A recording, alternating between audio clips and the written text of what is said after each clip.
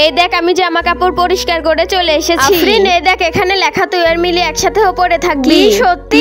এই কি মজা, আমি আর মিলি একসাথে থাকবো। তোরা এত খুশি হচ্ছিস কেন? খুশি হব না, আমরা কতদিন পরে একসাথে থাকবো। আমার অনেক আনন্দ হচ্ছে। হ্যাঁ আমারও অনেক আনন্দ হচ্ছে। আর কত গল্প করবি, আয় আমরা দুজন এখন শুয়ে পড়ি। মিনি তুই আমার সাথে থাকবি না? হ্যাঁ মিনি তো তোর সাথে থাকবে। মিনি যা শুয়ে পড়। আমি এই নিচের বেডে শুবো। তোরা দুজন উপরের বেডে শুয়ে পড়। এই দোকানের জিনিসপত্রের অনেক দাম তাই না? আরে না, এই দোকানে তো সবথেকে কম দাম। এটা তো আমার বাবার চাচার খালু দোকান। কি তোর বাবার চাচার খালু এখনো বেঁচে আছে? হ্যাঁ বেঁচে আছে, তাতে তোদের সমস্যা কোথায়? আরে দোকানের মধ্যে ঝামেলা করিস না। আরে আফরিন তুই এবার মন খারাপ করলি কেন? দেখ আমি ঝগড়া করছি না। প্লিজ মন খারাপ করিস না প্লিজ। ঠিক আছে আর কোনোদিন ঝগড়া করবি না। মিনি তোদের যা যা দরকার তাড়াতাড়ি কিনে নে।